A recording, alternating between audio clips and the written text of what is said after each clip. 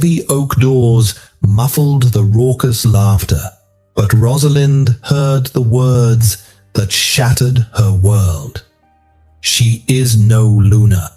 She is just a dowry to me."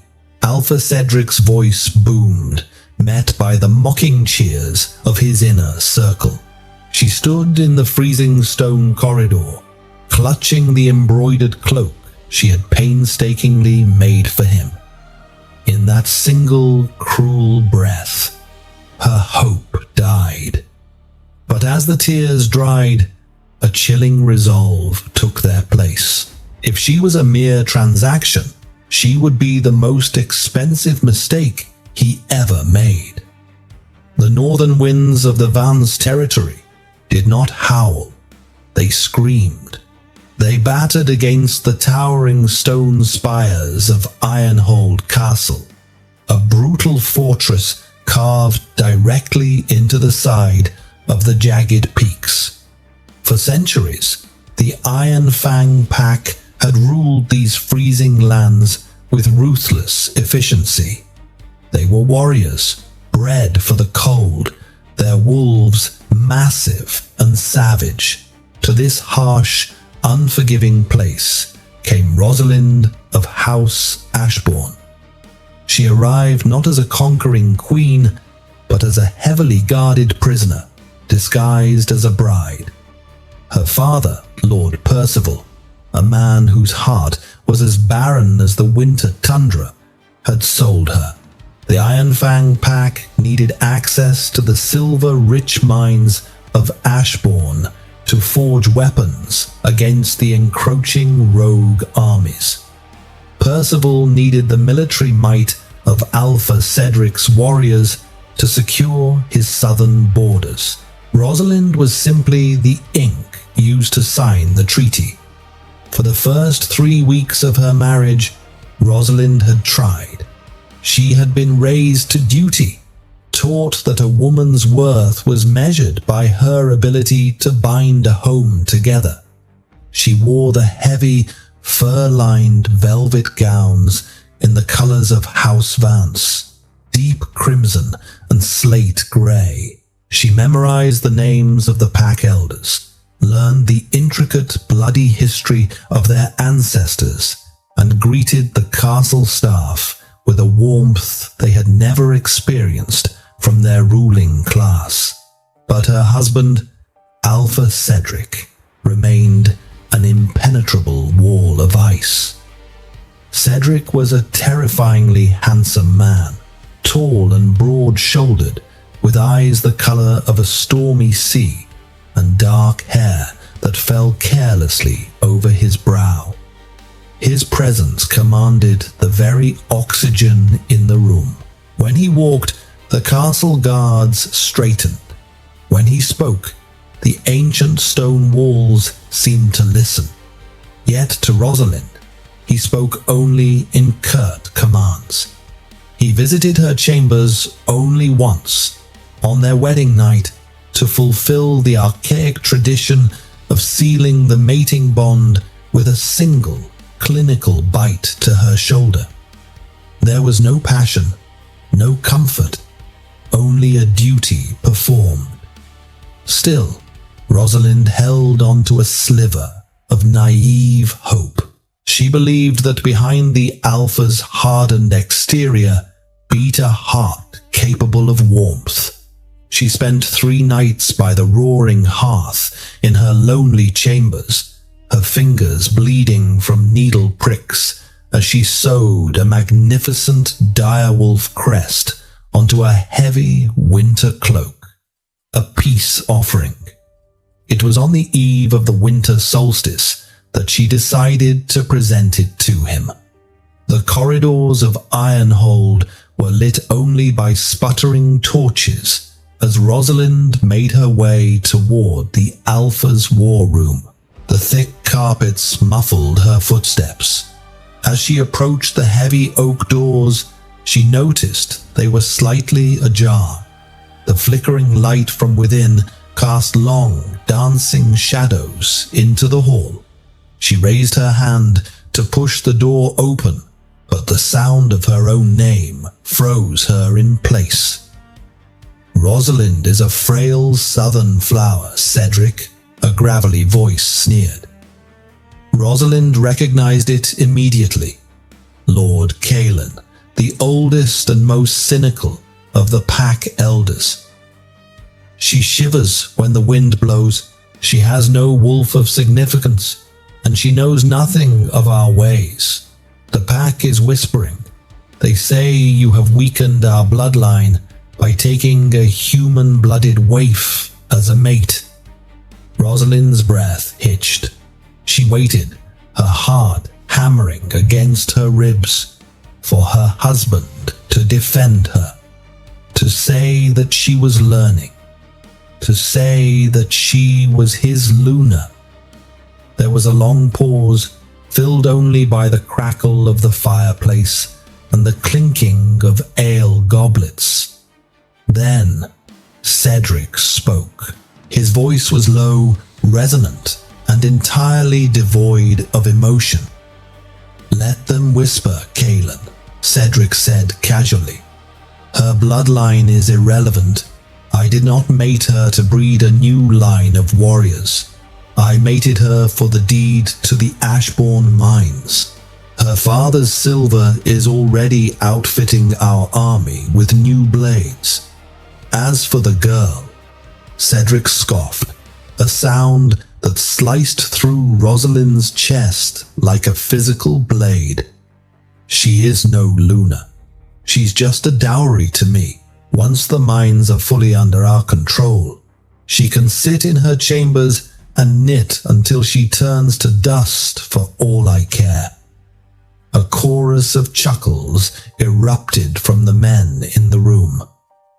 "A very expensive piece of furniture then," Tristan, the Beta and Cedric's closest friend, added with a laugh.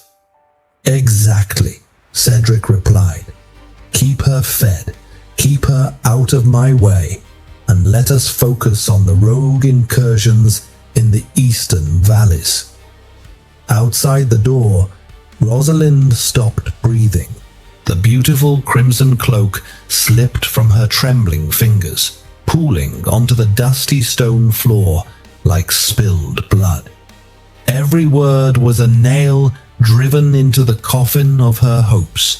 Just a dowry, a piece of furniture. She had spent her entire life trying to prove her worth to her father, only to be handed to a man who saw her as nothing more than a receipt of a transaction.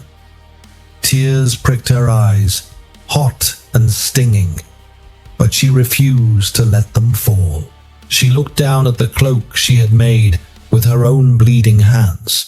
She bent down, picked it up, and stared at the roaring direwolf crest. A strange, numbing calm washed over her.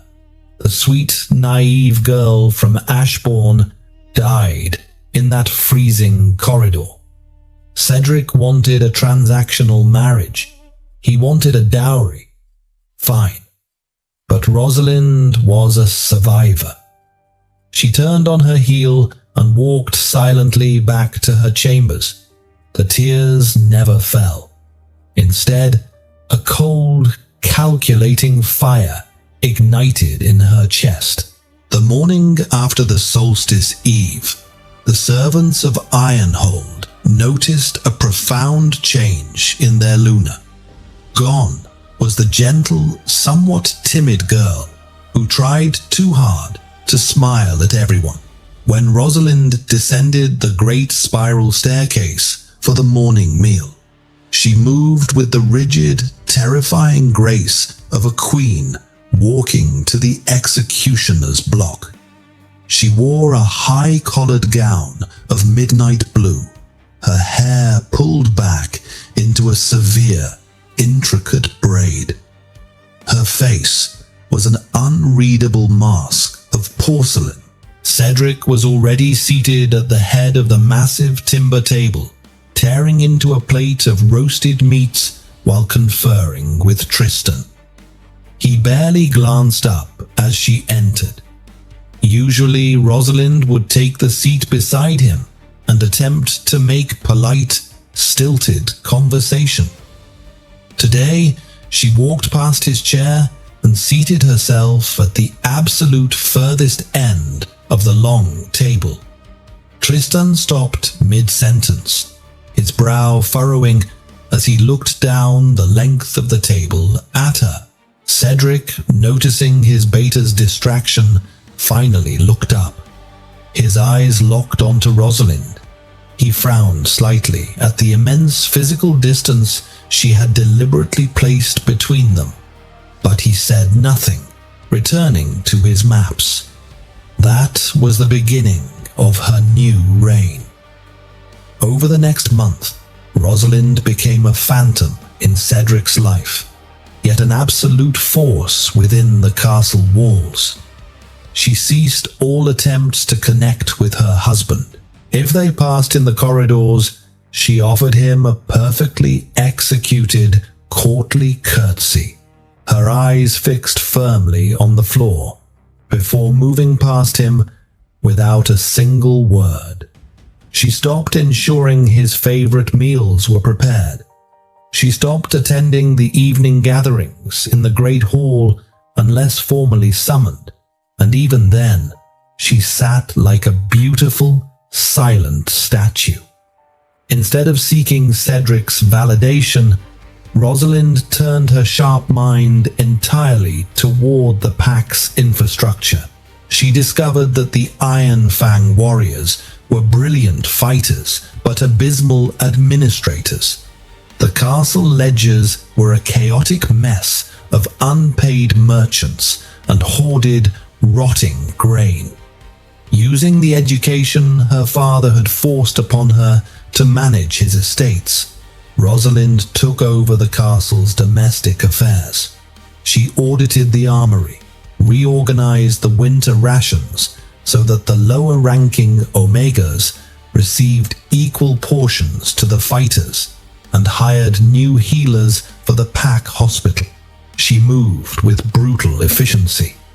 When the castle steward, a lazy man named Gareth, sneered at her orders and claimed he only answered to the Alpha, Rosalind didn't raise her voice. She simply had him locked in the dungeons for insubordination and appointed a young, fiercely loyal Omega named Clara in his place. The pack began to notice. The Omegas, previously treated as an afterthought in the warrior-centric culture, started looking at Rosalind with deep, quiet reverence. The guards on the walls received thicker cloaks and hot broth during their midnight shifts, personally arranged by the Luna. Loyalty, Rosalind knew, was not won by bloodlines. It was won by full bellies and warm beds. Cedric, however, was growing inexplicably frustrated. He had expected his southern bride to weep, to cling to him, or at least to complain about the harsh northern life. Instead, she had vanished from his personal life entirely, while paradoxically tightening her grip on his home. One evening, Cedric stood on the balcony overlooking the training yards. Beneath him, Rosalind was walking through the slushy snow, flanked by 3 massive direwolves, the castle guard dogs that usually snapped at anyone but the Alpha. Yet they flanked Rosalind like loyal sentinels, allowing her to rest her hands on their thick coats. Lady Gloria, a high-ranking female wolf of the pack who had long coveted the title of Luna, stepped onto the balcony beside Cedric. She traced a finger down Cedric's arm, her eyes glaring daggers at Rosalind below. "She plays the saint well, doesn't she, Alpha?" Gloria purred, her voice dripping with venom. "But she is weak. A human-blooded accountant masquerading as a wolf. She doesn't even join the pack runs. She has no beast. Cedric watched as Rosalind stopped to speak to a young guard, offering him a small smile. A smile Cedric realized with a sudden, jarring jolt he had not seen directed at him in weeks.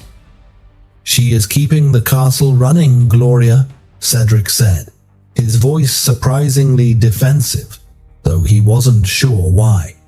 "That is what she was brought here to do." "She is a mockery of our traditions," Gloria pushed. "The solstice hunt is in 3 days. As Luna, she is expected to ride with the vanguard. She will freeze, or worse, she will humiliate you by falling off her horse at the first sight of blood." Cedric's jaw tightened. Gloria was right about the tradition. The Luna was meant to be the heart of the hunt, blessing the kills and riding alongside the Alpha to show a united, powerful front. He had planned to leave Rosalind behind, assuming she would be too delicate. But as he watched her below, commanding the fierce direwolves with nothing but a calm demeanor, an unfamiliar itch of curiosity and annoyance at her utter disregard for his existence flared within him. "She will ride with us," Cedric stated coldly, turning away from the balcony. "If she fails, then the pack will see her for what she is. But she will not hide in my castle any longer." The morning of the solstice hunt was bitterly cold, the sky a bruised, unforgiving purple. The courtyard of Ironhold was a chaotic mass of armored horses, snorting direwolves, and heavily armed warriors. The breath of men and beasts plumed in the freezing air. Cedric sat atop his massive black warhorse, clad in dark leather and steel armor, his heavy fur cloak billowing behind him. He watched the doors of the keep, waiting for his wife. He fully expected her to emerge in one of her ridiculous velvet gowns, shivering and complaining about the frost. Instead, the heavy doors opened and a murmur rippled through the courtyard. Rosalind stepped out, and Cedric's breath caught in his throat. She was not wearing a gown. She wore a tailored riding habit of hardened black leather that hugged her slender curves, reinforced with silver chainmail at the shoulders and chest. A heavy, dark wolf pelt cloak was fastened securely around her neck. Her hair was tightly braided to her scalp, a warrior's style. But it was what she carried that drew the eyes of the pack. Slung across her back was a massive, recurved longbow, carved from the ancient ironwood of the southern forests, alongside a quiver bristling with black-fletched arrows. It was a weapon that required immense upper body strength to draw, a weapon rarely seen in the close combat culture of the Iron Fang wolves. She mounted a sleek, dapple-grey mare with practiced ease, refusing the assistance of the stable hands. She rode her horse to the front of the vanguard, stopping several paces away from Cedric. She did not look at him, but stared straight ahead at the open gates. "Nice toy, Luna," Tristan muttered, eyeing the longbow with amusement. "Planning on shooting some snow rabbits while the real wolves hunt?" Rosalind's gaze shifted to Tristan, her expression flat. "I plan on carrying my own weight, Beta Tristan. I suggest you focus on carrying yours." Tristan blinked, taken aback by the ice in her tone, while a few guards nearby stifled coughs to hide their smirks. Cedric narrowed his eyes at her. This cold, sharp woman was a stranger to him. "Move out," Cedric roared, kicking his horse into a gallop. The hunting party surged out of the gates and into the treacherous, snow-draped forests of the jagged peaks. The tradition dictated that they track and bring down a legendary white elk that roamed the northern borders. The ride was brutal. The snow was deep, hiding treacherous ravines and jagged rocks. For hours, they rode deep into the freezing wilderness. Cedric constantly checked his periphery, expecting Rosalind to fall behind, to beg for a rest, but every time he looked back, she was there. Her posture was perfect, her eyes scanning the tree line with a hunter's focus. She looked entirely in her element, riding with a fluid grace that spoke of years in the saddle. By midday, the tracking wolves picked up a scent, but it wasn't an elk. A low, guttural howl echoed through the canyon, bouncing off the sheer stone walls. It was a chaotic, unhinged sound.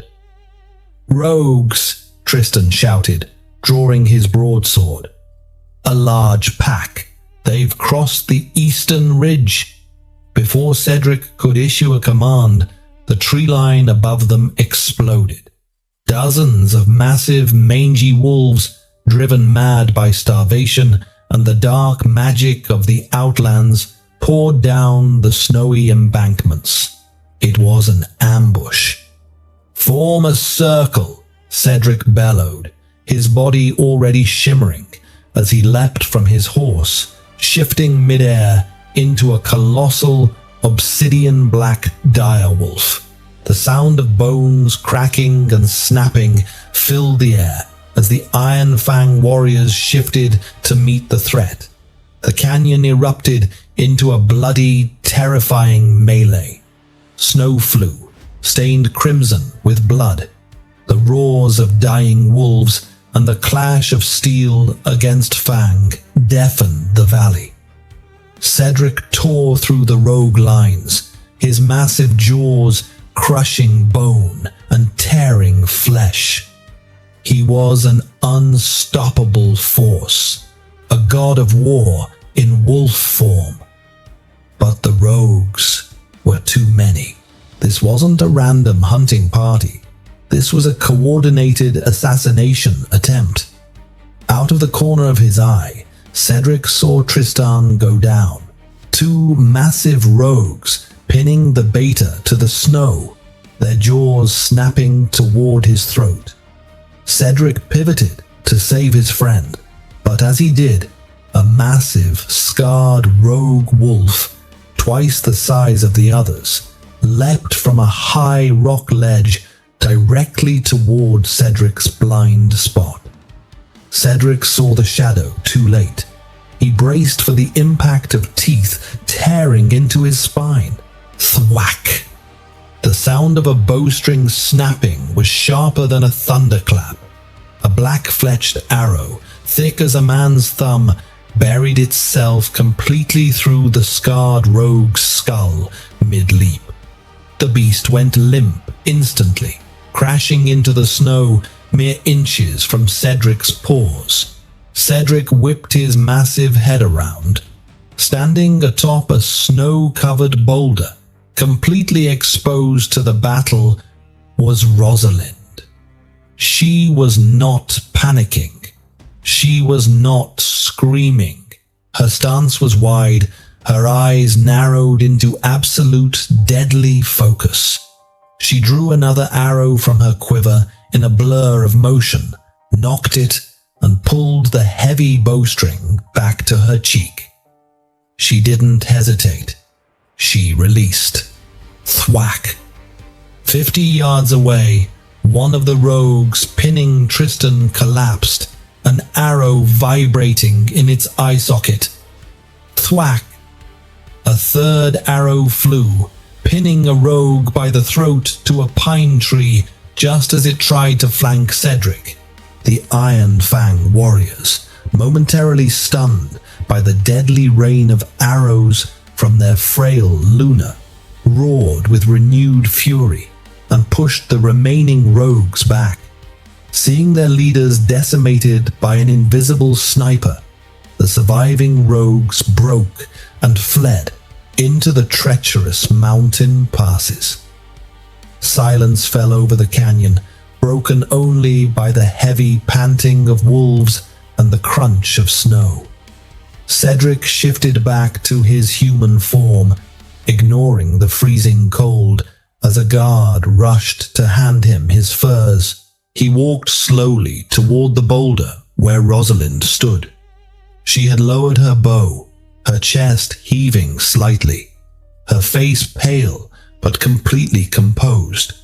Tristan, clutching a bleeding arm, stumbled up beside Cedric, staring at Rosalind as if she were a ghost. "By the goddess," he whispered. Cedric stopped at the base of the boulder, looking up at the woman he had dismissed as a useless bargaining chip, the woman who had just saved his life and the life of his beta with a terrifying, cold-blooded precision. Rosalind looked down at him. Her eyes were empty of affection, devoid of the warmth she had shown him when she first arrived. She gracefully hopped down from the boulder, landing softly in the snow. She walked past Cedric, not stopping, not waiting for his gratitude.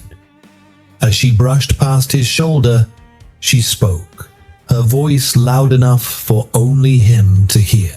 "Not bad for a piece of furniture, is it, Alpha?" Cedric froze, his blood running colder than the northern wind. She knew. She had heard him. He turned to watch her mount her horse, leaving him standing in the bloody snow, staring at the back of the woman.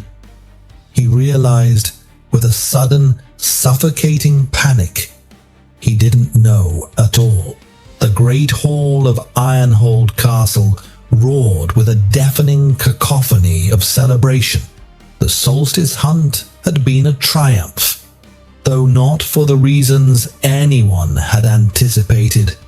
The massive carcass of the rogue leader, the beast Rosalind had slain with a single, perfectly placed arrow, was strung up in the courtyard, a bloody testament to the new Luna's lethality. Inside the hall, the atmosphere had fundamentally shifted. The warriors, who had once looked right through Rosalind as if she were made of glass, now parted respectfully as she moved through the room. They clinked their heavy ale mugs, roaring her name. Even the gruffest veterans bowed their heads, their hands crossing over their hearts in the traditional northern salute. She had spilled blood for the pack. She was one of them now. Yet Rosalind remained an island of ice in a sea of fire. She sat at the high table, dressed in a striking gown of deep emerald, her posture impeccably straight. She accepted the praise with courteous nods, but her smiles never reached her eyes. Cedric sat beside her, practically radiating a suffocating tension. His wolf clawed at the inside of his chest, howling in confusion and shame. He couldn't take his eyes off her. Every time he looked at her pale, graceful neck, he remembered the terrifying sound of her bowstring and the cold, devastating words she had whispered in the snow. "Not bad for a piece of furniture, is it, Alpha?" He poured himself another goblet of mead, his knuckles turning white. Suddenly, Tristan approached the high table. The beta's arm was heavily bandaged, but his expression was entirely sober. He bypassed Cedric entirely and knelt on one knee before Rosalind, placing his massive broadsword at her feet. "Luna," Tristan said, his voice carrying over the din of the nearest tables. "I owe you my life. I also owe you a deep apology. I spoke of you with disrespect, blinded by my own arrogance. I pledge my blade to you from this night until my last." Rosalind looked down at the beta. For a fleeting moment, a genuine softness touched her features. "Rise, Tristan. Keep your blade. You will need it for the wars to come. Your loyalty to the pack is all the apology I require." As Tristan stood, his chest swelling with newfound reverence for his Luna, Lady Gloria slammed her silver goblet onto the table. The sharp sound cut through the immediate vicinity. "How dramatic," Gloria sneered, her eyes flashing with a desperate, venomous jealousy. A lucky shot from a southern toy, and suddenly we are bowing to a human. "Tell me, Rosalind, did your father hire an archer to train you because he knew your wolf was entirely non-existent? Or was it just a parlor trick to amuse your suitors back in Ashbourne?" The surrounding tables went dead silent. Cedric's eyes flashed gold, a low growl rumbling in his chest as his alpha aura flared. "Gloria, hold your tongue." "No, Cedric," Rosalind interrupted, her voice as smooth as polished glass. She didn't even look at her husband. Instead, she turned her piercing gaze onto Gloria. Rosalind picked up a silver paring knife from the table, turning it idly in her fingers. "Lady Gloria, it is fascinating that you speak of parlor tricks. I have spent the last month reviewing the castle ledgers. I noticed a consistent discrepancy in the winter grain allocation. It seems 3 wagons of grain were diverted to your personal estates in the lower valley, while the Omega quarters went without heat."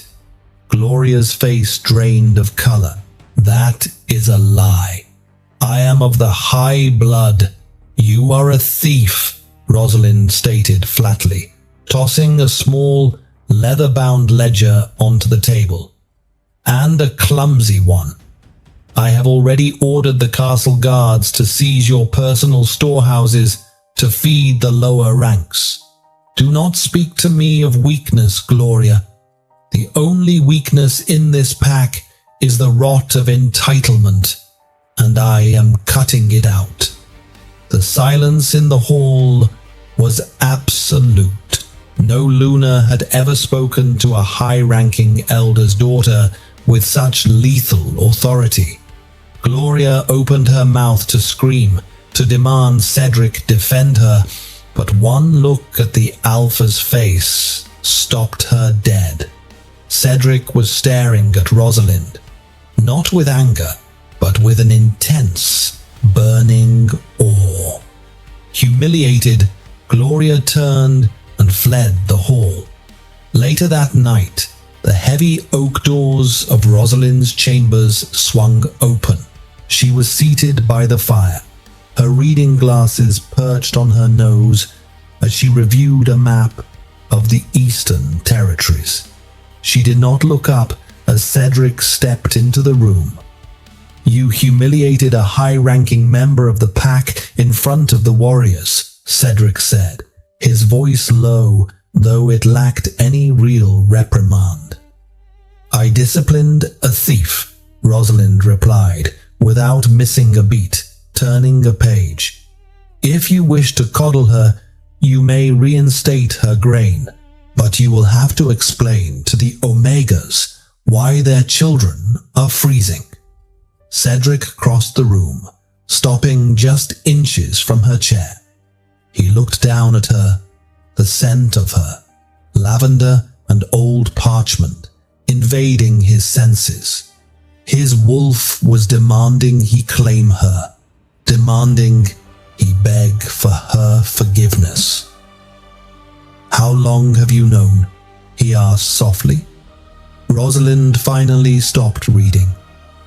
She slowly took off her glasses and looked up at him, her eyes completely devoid of the adoration they once held. "How long have I known that my husband views me as a transactional object? Since the eve of the solstice. I brought you a cloak, Cedric. I stood outside your door. I heard every word." Cedric flinched as if he had been struck. The memory of his cruel laughter in the war room made him physically nauseous. "Rosalind, I was a fool. I spoke out of arrogance to appease the elders. I didn't know you. You didn't care to know me," she corrected him smoothly. She stood up, smoothing the skirts of her gown, refusing to let him tower over her. "You wanted a dowry, Cedric, a silent, profitable little asset. Well, congratulations. You have one. The pack is fed, the ledgers are balanced, and the rogues are pushed back. I am fulfilling my end of the bargain flawlessly. Do not come in here now and pretend you want a wife." "You are my mate," Cedric growled, his golden eyes flashing as he stepped closer. His imposing frame meant to intimidate. Rosalind didn't take a single step back. "I am a signature on a treaty," she whispered coldly. "Now, if you will excuse me, Alpha, I have work to do." Cedric stood there for a long moment, the devastating reality crashing over him. He had broken her heart before he ever realized he wanted it. And as he walked out of her chambers, the door clicking shut with terrifying finality behind him, he knew that winning back Rosalind of Ashbourne would be the hardest war he would ever fight. Winter deepened its grip on the jagged peaks, burying Ironhold in feet of impenetrable snow, while Cedric spent his days obsessively running patrols and tearing through rogues with unmatched, furious brutality. Rosalind remained the undisputed master of the castle. But the delicate equilibrium she had built was shattered on a freezing Tuesday morning. The warning horns blew from the southern watchtowers. A procession was marching up the treacherous mountain pass. They did not bear the ragged banners of rogues, nor the colors of neighboring allied packs. They flew a banner of gold and black, the crest of the powerful human nobility of the south. Cedric stood on the battlements, Rosalind at his side, heavily cloaked in furs. Below them, a procession of 50 heavily armed cavalrymen halted at the gates. At their head rode a man draped in opulent sable furs, his face arrogant and sharp. "Who in the goddess's name is that?" Tristan muttered, leaning over the parapet. "Lord Arthur Cavendish," Rosalind said, her voice dropping to a dangerous whisper. "Nephew to Duke William Cavendish of the Bearingstone Consortium, the wealthiest human banking house in the southern realms." Cedric glanced at her sharply. The name Cavendish was infamous. They controlled the southern trade routes and had enough mercenary armies to rival even the largest werewolf packs. "What business does a southern banker have at my gates?" "He has come for my dowry," Rosalind replied, turning away from the battlements. "Let him in." An hour later, the great hall was cleared. Cedric sat on his heavy ironwood throne, with Rosalind seated in the smaller chair beside him. Lord Arthur Cavendish stood before them, flanked by his personal guards, looking at the grim stone walls of Ironhold with thinly veiled disgust. "Alpha Cedric," Arthur drawled, offering a lazy bow, "and the lovely Lady Rosalind. It is a tragedy to see a delicate southern flower locked away in this frozen tomb. But I am not here to exchange pleasantries." Arthur pulled a heavy parchment scroll from his cloak, sealed with the black wax of the Barrington Consortium.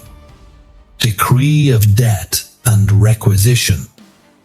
By order of Duke William Cavendish, let it be known that Lord Percival of House Ashbourne is in default of a sum of 100,000 gold sovereigns. As collateral for this debt, the Ashbourne silver mines were legally signed over to the Barrington Consortium 3 months prior to the marriage treaty betwixt House Ashbourne and the Iron Fang Pack. Arthur smiled, a reptilian curving of his lips. "In simple terms, Alpha, your father-in-law sold you stolen goods. The Ashbourne mines do not belong to House Ashbourne. They belong to me. Your dowry is a fraud. You have been outfitting your armies with my silver." The hall erupted into angry murmurs from the pack elders. Lord Kalen stepped forward, his face purple with rage. "We have a blood-signed treaty. Percival promised us those mines in exchange for protecting his borders. Percival is a liar and a bankrupt fool," Arthur sneered. "My uncle's armies are currently marching on Ashbourne as we speak. I am here to demand restitution for the silver you have already extracted. You will pay the consortium 50,000 sovereigns, or we will cut off all southern trade to your pack. You will starve by spring." Cedric's blood boiled, his claws extended, ripping into the armrests of his throne. He had married a woman he didn't want, treated her horribly, all for a dowry that was fundamentally worthless. The political embarrassment was staggering, but the threat to his pack was fatal. Before Cedric could roar an order to have Arthur thrown from the battlements, Rosalind stood up. She walked slowly down the steps of the dais, the heavy train of her gown dragging softly against the stone. She stopped a few feet from Arthur, looking completely unfazed by the threat of the wealthiest human family in the continent. "Lord Arthur," Rosalind said, her tone conversational, "it is true. My father is a bankrupt fool. He remortgaged the mines to your uncle twice over to fund his gambling debts. The dowry he offered Ironhold was technically, legally encumbered." "Rosalind," Kalen gasped, "you admit to this treason?" She ignored the elder. However, Rosalind continued, pulling a small stack of papers from her sleeve. "When I took over the administration of Ironhold, I decided to do a full audit of my own dowry. A smart investor always checks their assets." She handed the papers to Arthur. He took them, his arrogant smirk faltering, as he read the impeccable, dense handwriting. "Summary of Ashbourne Dowry Audit. Asset claimed. Ashbourne Silver Mines, encumbered by Barrington Consortium. Liability: 100,000 gold sovereigns owed to Duke W. Cavendish. Counter asset discovered: the Barrington Consortium's illegal smuggling routes." "What is this?" Arthur hissed, his eyes darting across the page. "That, Lord Arthur, is a detailed ledger of your uncle's illicit trade in restricted wolfsbane and weaponized silver, smuggled through the jagged peaks over the last 5 years," Rosalind stated clearly, her voice echoing in the silent hall. "A trade strictly forbidden by the High King's laws, a trade I uncovered by reviewing the merchant manifest my father carelessly left in his study before he sold me."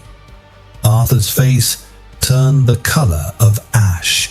"If you attempt to claim the Ashbourne mines from the Iron Fang pack, or if you demand a single copper coin in restitution," Rosalind took a step closer, her eyes flashing with a ruthless, terrifying brilliance, "I will send these ledgers to the High King's magistrate in the capital.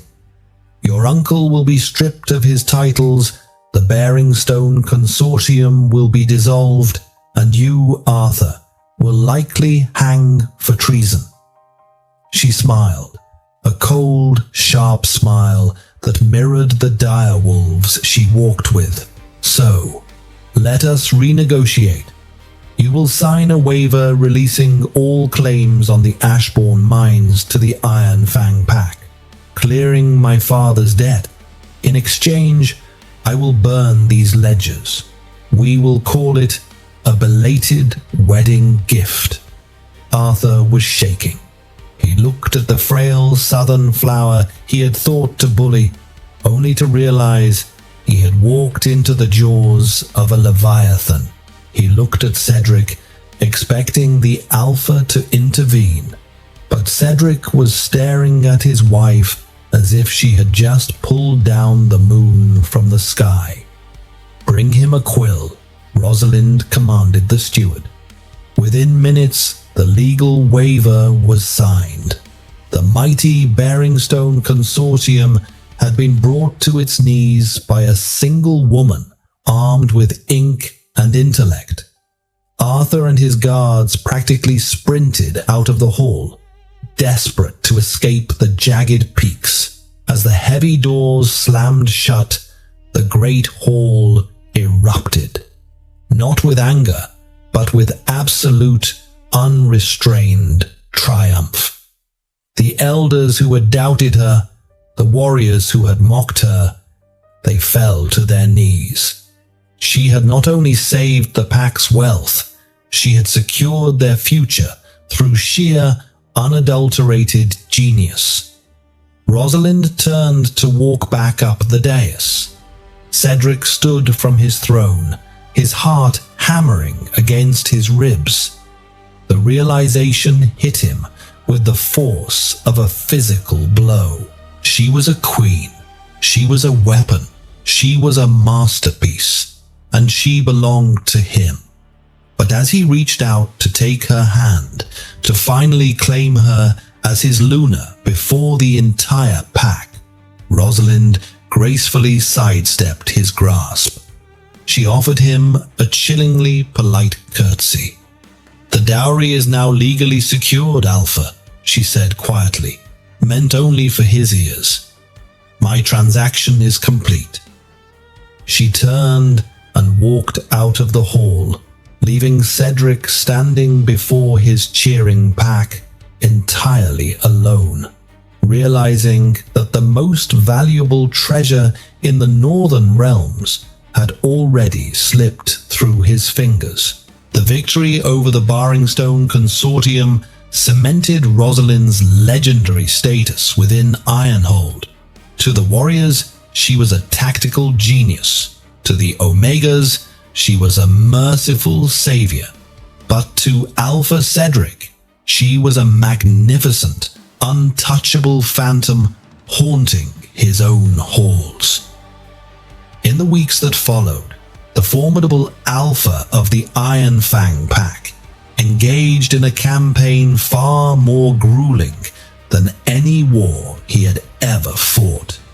He tried to court his own wife. Cedric's attempts were clumsy at first, the desperate acts of a man who had never had to beg for anything in his life.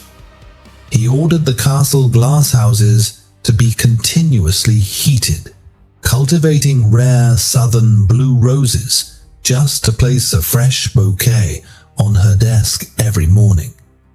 He gifted her ancient, leather-bound histories of the Northern Territories, knowing her insatiable appetite for knowledge. Rosalind accepted the gifts with the same chilling, flawless courtesy she extended to visiting diplomats. She would offer a polite nod, a murmured, "Thank you, Alpha," and then return to her ledgers, entirely dismissing his presence.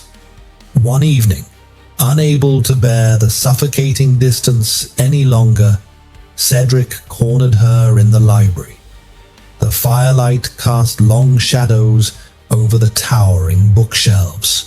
Rosalind was reaching for a heavy tome on agricultural rotation when Cedric's large hand smoothly bypassed hers, pulling the book down and offering it to her. He didn't step back. He stood agonizingly close, his imposing frame blocking her path. The scent of him, pine needles and cold steel, made her breath hitch, but she forced her expression to remain utterly blank. "You work too late, Rosalind," Cedric said softly, his golden eyes searching her face for any crack in her armor. "The pack is thriving. The treasury is overflowing. You have nothing left to prove." "A pack's prosperity requires constant vigilance, Alpha," she replied evenly, taking the book from his hands without letting their skin touch. "I am merely securing my investment." Cedric flinched at the word. Investment. It was a deliberate echo of his own cruel mockery. "Rosalind, please." His voice cracked, a sound so raw and vulnerable, it shocked them both. The great Alpha, the terror of the jagged peaks, bowed his head. "I was a fool, an arrogant, blind fool who thought power was measured only by fangs and blood. You are the heart of this pack. You are my Luna. What must I do to make you see that I... He swallowed hard, the confession tearing from his throat. "That I am entirely at your mercy." Rosalind looked up at him. For a fraction of a second, the ice in her eyes fractured, revealing the deep, agonizing wound his words had caused weeks ago. "You cannot buy my heart with blue roses any more than you bought my body with southern silver, Cedric," she whispered, her voice trembling slightly before she ruthlessly stabilized it. "You made the rules of this marriage. I am simply playing by them. Now step aside." Cedric's jaw clenched, but he obeyed. He stepped aside, watching her walk away, the crushing weight of his regret threatening to break his spirit. But while Cedric wallowed in his remorse, a far more dangerous threat was slithering through the dark underbelly of Ironhold. Lady Gloria had been stripped of her titles, her stolen wealth redistributed, and her status reduced to that of a common pack member. The humiliation had driven her to the edge of madness. She watched from the shadows as the pack worshipped the human Luna. She watched Cedric look at Rosalind with a starved, desperate reverence that Gloria had craved her entire life. If she could not have the Alpha, she would burn his world to the ground. The night of the Frostborn Gala, a midwinter festival celebrating the pack's survival, provided the perfect cover. The great hall was packed with drinking, dancing wolves. The music was deafening, the ale flowing freely. Rosalind, seeking a moment of quiet away from the overwhelming sensory assault of the gala, slipped away to the deep cellars. She wanted to verify the inventory of a rare vintage wine she planned to gift to the pack elders. The lower levels of the castle were ancient, built into the very bedrock of the mountain, lit only by sputtering torches. As she walked down the damp, curving stone stairs, the heavy oak door above her slammed shut with a reverberating boom. The sound of a heavy iron bolt sliding into place echoed in the stairwell. Rosalind froze. She turned around, her hand instinctively dropping to the small, silver-hilted dagger she now carried strapped to her thigh. Footsteps echoed from the darkness below. "It is fitting, isn't it?" Gloria's voice slithered out of the gloom. "That the southern rat meets her end in the dark, scurrying among the cellars." Gloria stepped into the dim torchlight. She was not alone. Flanking her were two hulking men, corrupted guards, their eyes bloodshot, likely bribed with the last of Gloria's hidden gold or driven mad by outland herbs. "Gloria," Rosalind said calmly, though her heart began to hammer a frantic rhythm against her ribs. "Assassinating a Luna is a crime punishable by the Blood Eagle. Do you really wish to die in agony for a petty grudge?" "You are no Luna," Gloria shrieked, her face twisting into a hideous mask of jealousy. "You bewitched the pack with your numbers and your coins. You shamed me. When they find your mangled body down here, they will assume a rogue slipped through the gates, and Cedric will turn to me for comfort." Gloria nodded to the two guards. "Tear her apart, slowly." The men lunged, drawing heavy iron broadswords. Rosalind didn't scream. She knew the thick stone walls would swallow the sound. She threw herself to the left, dodging the first downward swing that sparked against the stone floor. She grabbed a heavy, unlit torch from a wall sconce and smashed it directly into the face of the first guard, shattering his nose. The second guard swung horizontally. Rosalind dropped to her knees, feeling the wind of the blade pass inches over her head. She rolled, coming up behind a massive oak wine barrel. "Coward, face us!" the bleeding guard roared, kicking the barrel. Rosalind calculated her odds. She was fast, but she was trapped in a dead end. She drew her silver dagger, backing toward the darkest corner of the cellar. Gloria, losing patience, shifted. Her bones cracked and elongated, tearing through her dress as she transformed into a sleek, sandy-colored wolf. With a feral snarl, the wolf lunged over the barrels, her jaws snapping toward Rosalind's throat. Rosalind brought her dagger up, slashing desperately. The silver blade caught Gloria's shoulder, eliciting a yelp of pain, but the momentum of the heavy wolf slammed Rosalind into the stone wall. The breath left her lungs in a violent rush. The silver dagger clattered to the floor. Gloria pinned her, her hot, putrid breath washing over Rosalind's face. The wolf's jaws opened wide, aiming for the lethal strike.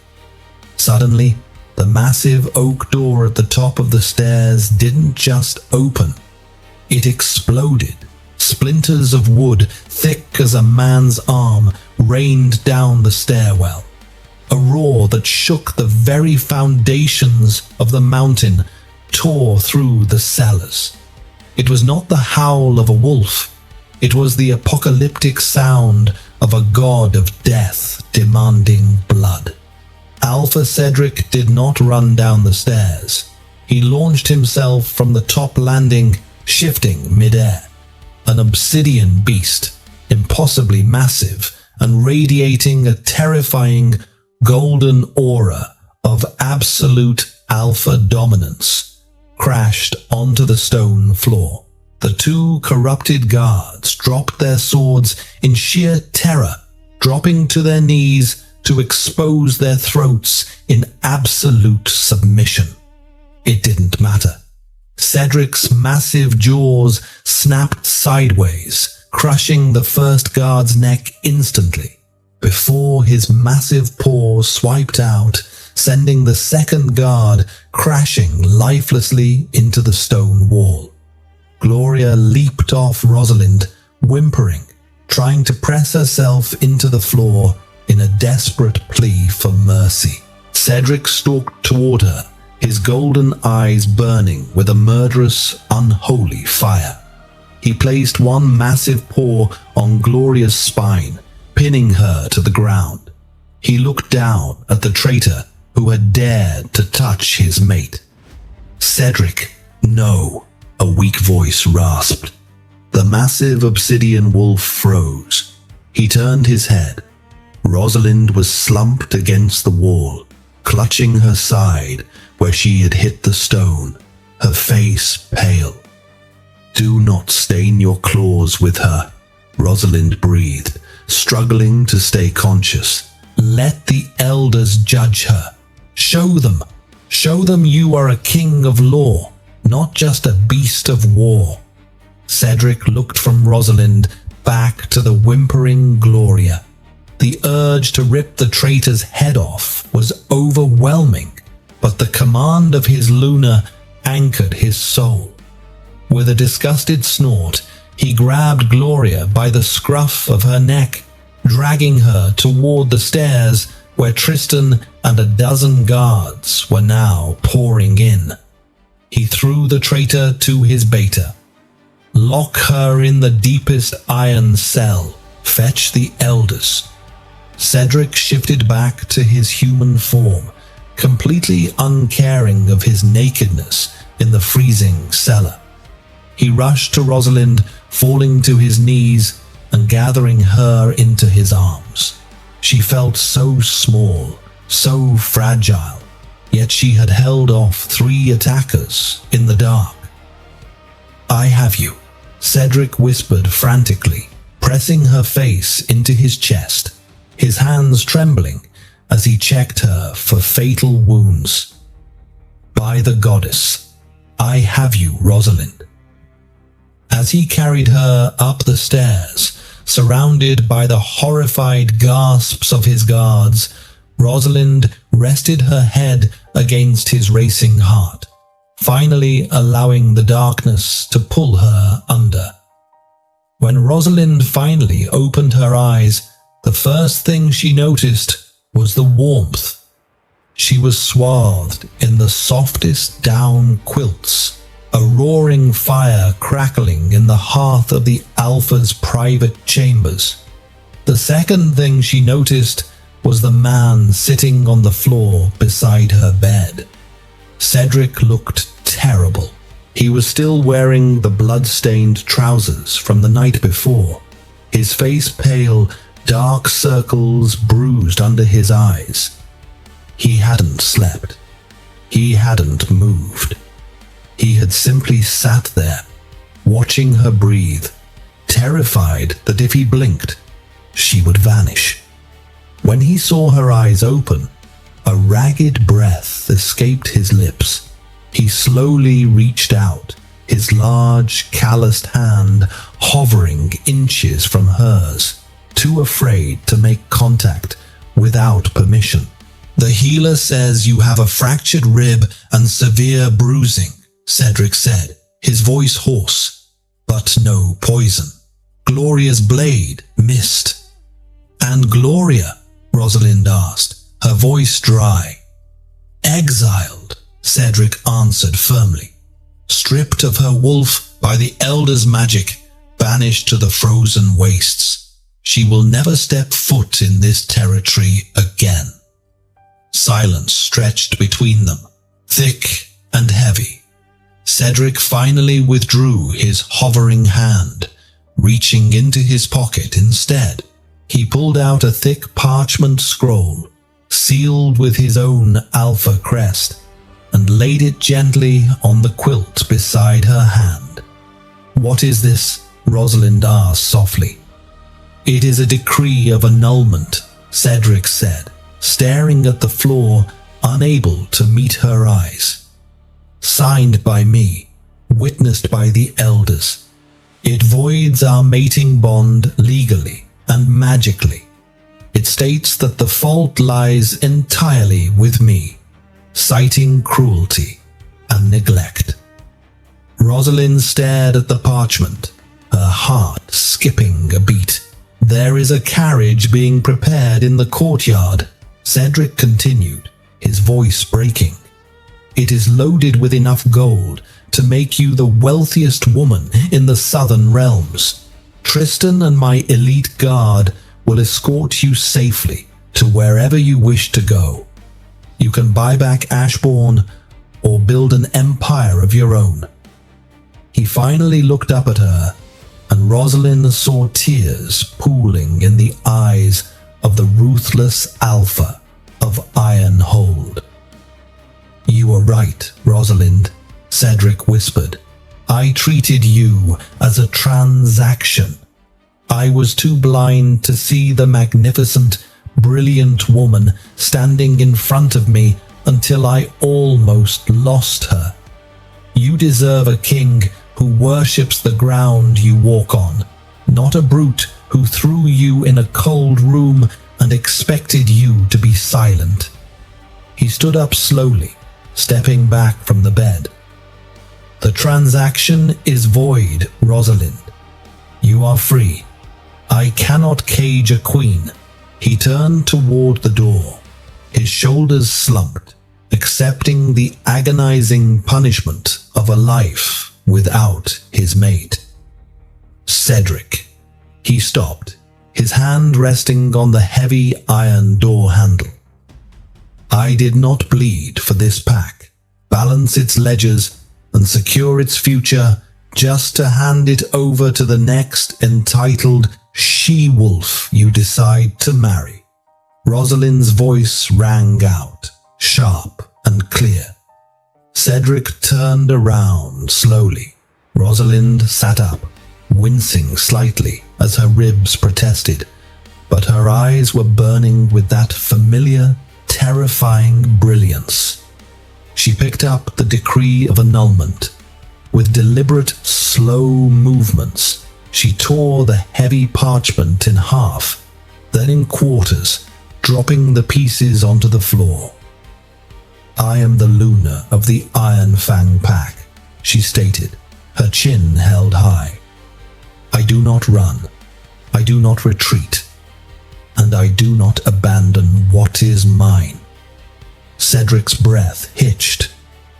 "Rosalind," she looked at him, the walls of ice she had built around her heart finally melting, revealing the fierce, burning loyalty beneath. "You are a fool, Cedric Vance, but you are my fool. And if you think I am leaving this freezing, chaotic castle after I finally got the kitchen staff to understand proper seasoning, you are vastly underestimating my stubbornness." A choked sob of pure, unadulterated relief ripped from Cedric's chest. He crossed the room in 2 massive strides, falling to his knees beside the bed. He didn't hover this time. He buried his face in her lap, his massive shoulders shaking as the invincible alpha finally surrendered completely to his mate. Rosalind slowly reached down, threading her fingers through his dark hair, feeling the tense, coiled muscles of his back finally relax under her touch. "I will spend the rest of my life proving my worth to you," Cedric vowed into the quilts, his voice muffled but fiercely determined. "I will be the sword at your side, the shield at your back. I am yours, Rosalind, completely." She smiled, a genuine radiant smile that warmed the cold stone room. "See that you do, Alpha, because my ledgers demand a very high return on investment." He looked up at her, a wet, breathless laugh escaping him. He reached up, cupping her face with agonizing gentleness, his thumbs wiping away a stray tear that had escaped her eye. He leaned in, and this time the kiss was not a clinical duty. It was a desperate, burning promise, a collision of two souls finally recognizing their equal. As his lips moved against hers, his fangs gently grazed the skin of her neck, not the cold, forced bite-out of their wedding night, but the true, fiery seal of a soul-deep mating bond. Magic, warm and golden, flared through the room, tethering the brilliant human strategist and the fierce Wolf King together for eternity. The Iron Fang Pack had thought they were acquiring a simple dowry. Instead, they had bought themselves an empire, led by a king of war, and ruled entirely by a queen of shadows. What a thrilling conclusion to Rosalind and Cedric's story. From a discarded transactional bride to the undisputed, brilliant Luna of the Iron Fang Pack, Rosalind proved that a sharp mind is far deadlier than the sharpest claws. Do you think Cedric's ultimate surrender and groveling were enough to earn her forgiveness? How satisfying was it to see Gloria's treacherous plot backfire so spectacularly? If you loved this tale of revenge, redemption, and epic medieval romance, make sure to smash that like button. Share this video with anyone who loves a strong, intelligent heroine who puts a grumpy alpha in his place. Don't forget to subscribe and ring the bell so you never miss our upcoming werewolf drama stories. Leave a comment below with your favorite moment from Rosalind's reign. We love reading your thoughts.